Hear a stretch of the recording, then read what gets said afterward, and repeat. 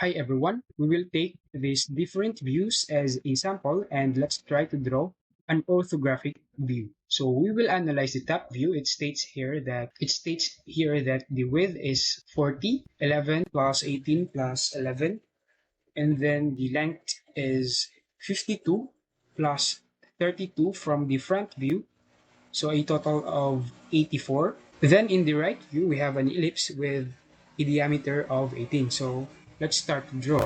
First, set up your settings. Make sure that your isograph is turned on, your ortho mode is turned on. Type L, which is shortcut for line, then input 52 for the length. And then we have to input for the width, which is 40, 11 plus 18 plus 11. So it's 40. Then another 52, then 40. We created here a box. Then we will focus on the top view first. Then the next thing we have to do is to offset the line since we have here an 11. So we will get a thickness of 11. So type offset, then specify for the offset distance, which is 11, and click for the line here, this one also, and this one. So you noticed that we created a thickness of 11, and then extend your line here, and then let's try to trim the unnecessary drawings. Trim everything. So next thing we have to do is to focus on the front view. In front view, we have ellipse with a radius of 16. Let's try to draw a line going downwards. So click here, then change your isoplane, then input 16 times 2, which is 32, then another 32, then another 32. So now we created this figure. Next thing we have to do is to type ellipse, then specify for I or iso circle, and then look for the midpoint. So we can place it at the center. So this is the midpoint, and then input 16.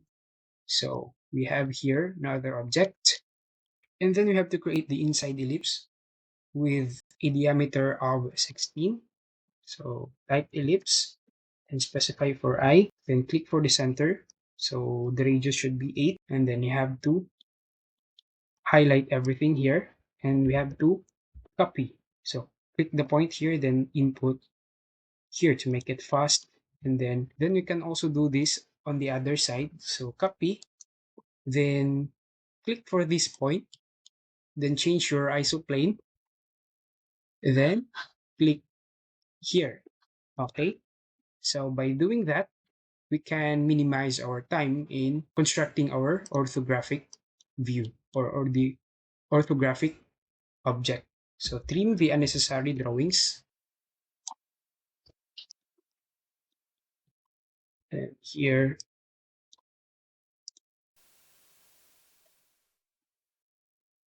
okay, and this one.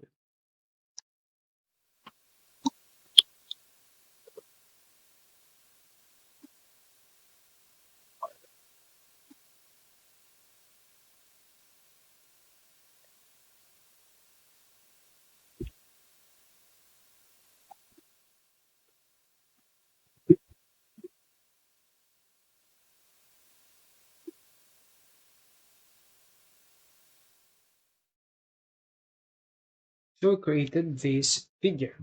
So next thing we have to do is to create a line here to connect the ellipse. Then another trim. So here it is. Then delete this line and then type L, then trim again, and this one. So we created another figure, and let's continue this part here, and then delete this line here. So we created this orthographic figure. The next thing we have to do is to draw this circle from the right view, which states here that it has a diameter of 18, then 40 and 30. So how are we going to do this?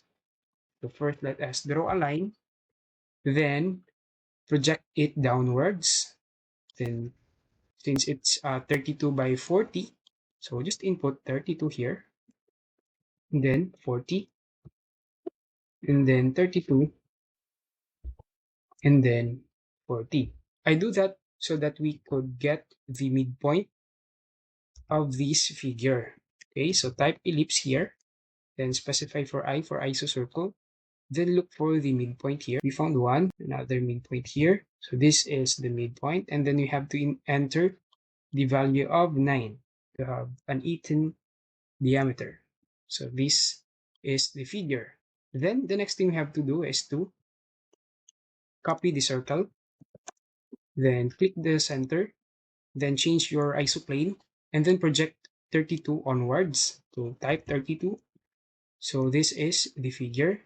Create a line here, then here, that you could combine the two circle. Delete the unnecessary drawings, the lines we draw, this one, and this one, and then highlight, then trim, and this one. I believe we now created an orthographic object based on the different views given, which are the top view, front view, and the right side view. So that's all for now. Thank you.